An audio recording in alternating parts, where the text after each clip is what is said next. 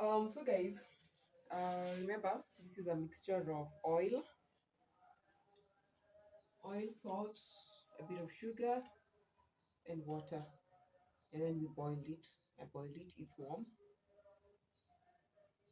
and now I'm going to wash my hands for purposes of hygiene. Wash my hands.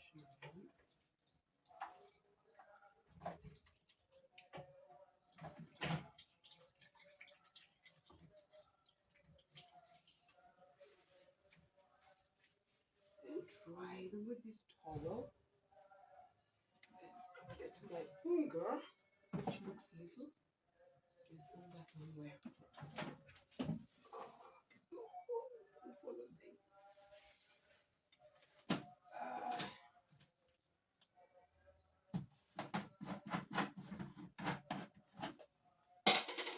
So just allow me to turn this here to make my life easy.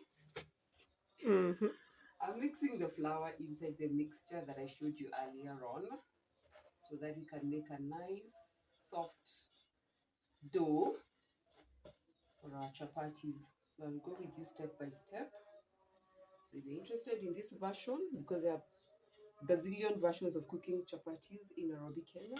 The people who use cold water, the people who don't put sugar, the people who put the blue band, margarine and stuff. The people who put, dania. There's so many versions. But mine is just simple, as Mama taught us. So we mix it up until the dough is firm and not sticky on the sufuria. Then we'll remove it from the sufuria and mix it a little bit. So always make sure that your sufuria is on top of a cloth so that the sufuria does not make impression on the counter. Alrighty, and it doesn't give you another heck trying to clean fast before now you can put the chapati dough on the surface. So by this, to make it more soft, I'll just add a little bit of oil.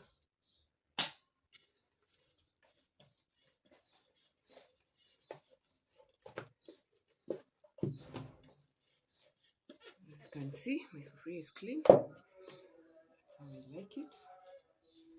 Clean my hands nicely. My pan is ready on the stove, on the cooker, on the beko, whatever it is you choose to call it. Sisi huku tunaita meko, we call it beko. Put my cloth aside, put the dough down, and put some salt,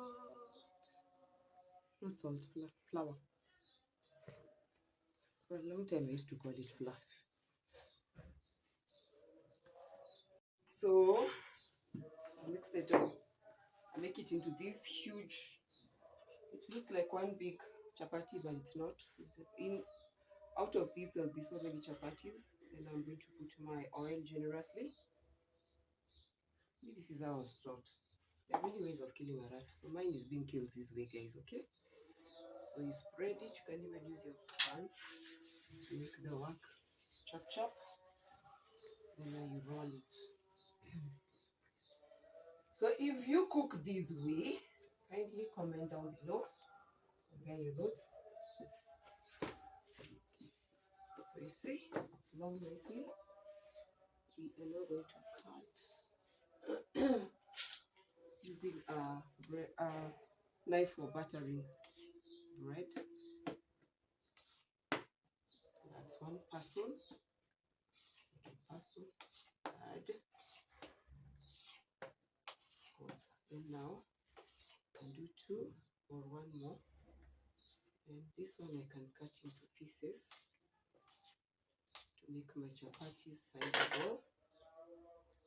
Add here. And now put it into small tiny balls that we are going to roll eventually and make nice rounded chapatis. Always remember to put flour so that it doesn't stick on the counter. So I'll keep doing this to the very last cut dough. Forgive me for my throat.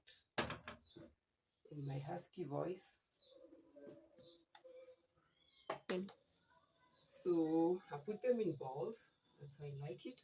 And some people, they will cover and leave for a few minutes and cook. But for me, teke tukiendanga, cook immediately. Cook immediately.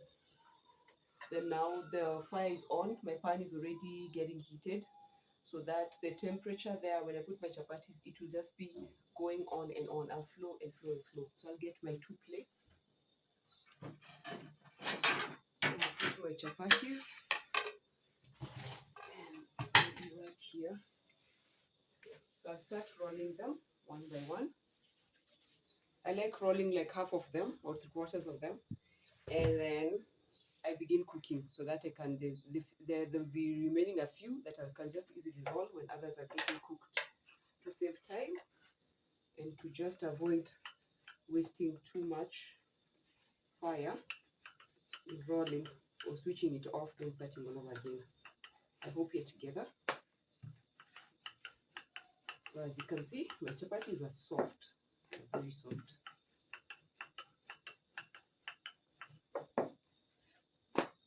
So these two, I make sure that the surface has a bit of flour so that they don't get stuck together. And that's how I make my chapatis. That is how Auntie Sarah makes her chapatis. At times I can do 2 at a go or 1 at a go, but normally nowadays I like doing them 1 at a go.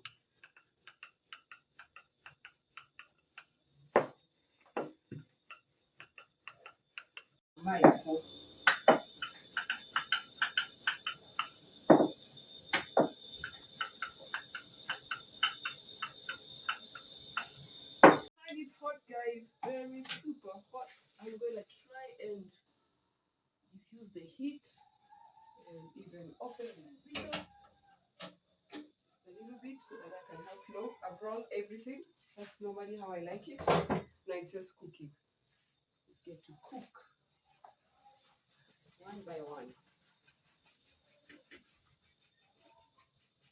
When you're rolling, you make sure you roll them round. But the guys, we do square chapatis nowadays. So there are gazillion methods of doing chapatis nowadays. Mama, come. Come. You, Mama, you don't fear fire. Try it.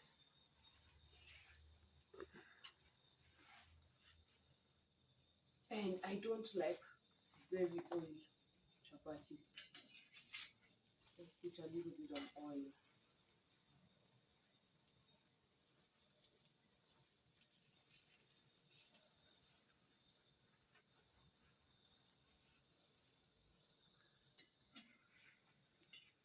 Make sure that my edges are cooked.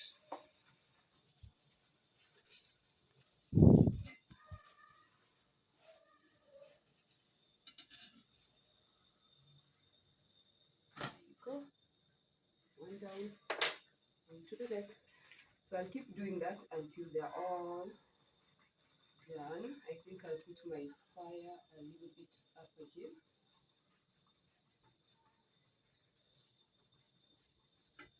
Then again, I want to show you how you can do 2 chapatis at a go.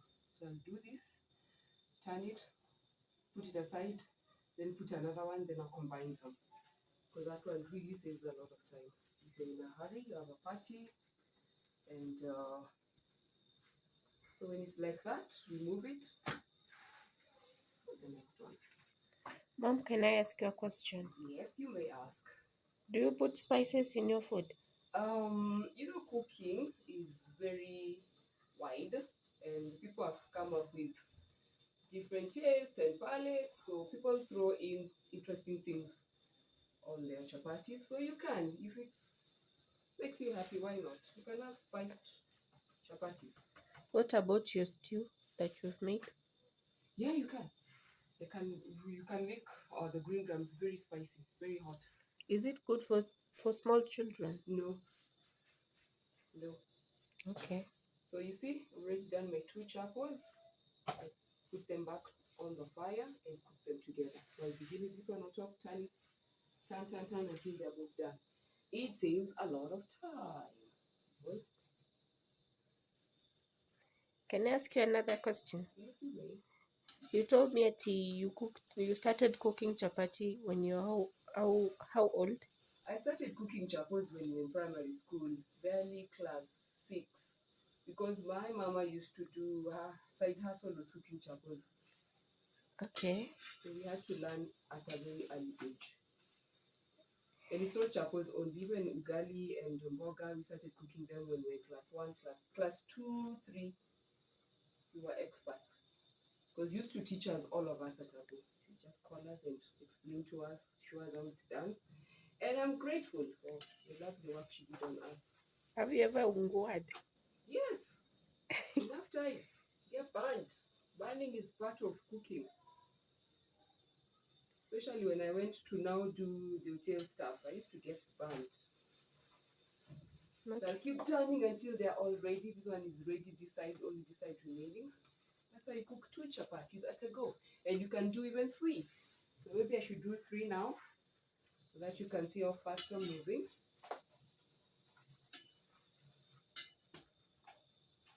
Side is done.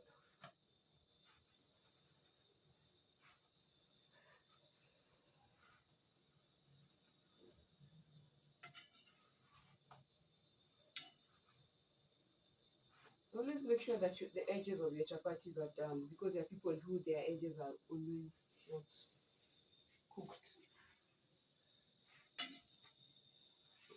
This 2 is done.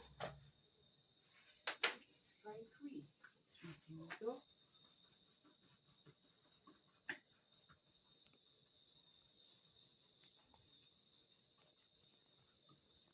So if you like this method, guys, comment down below.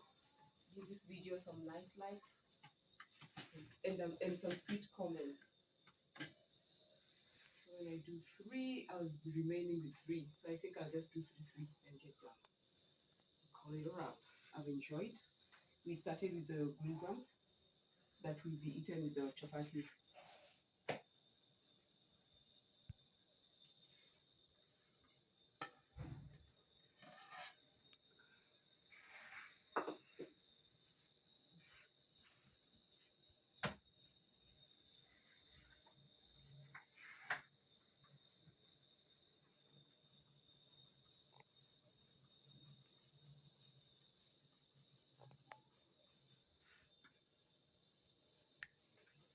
So guys, we're doing 3 chapatis.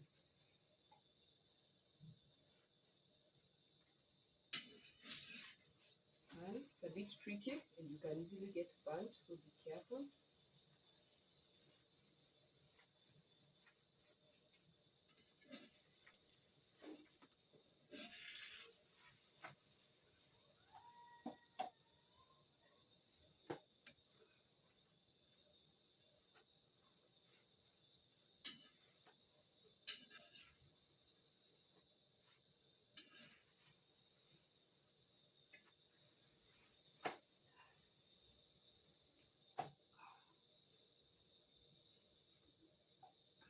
You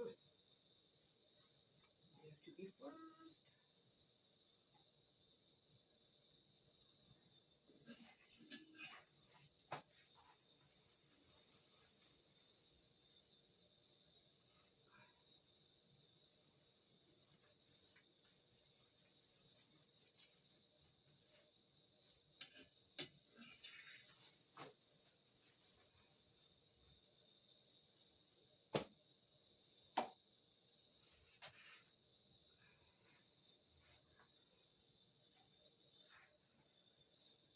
So 3 is not easy, but then people even do 5, 6.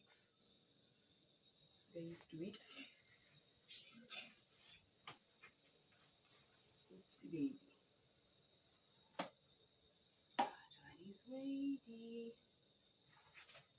So we have 1 more to go.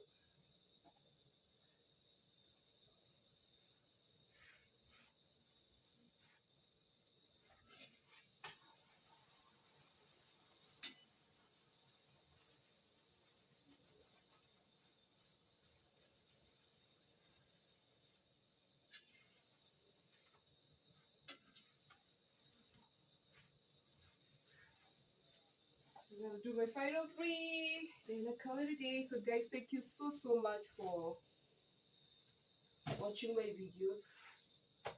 Thank you very much. See you on the next vlog. See you on the next vlog. Ciao.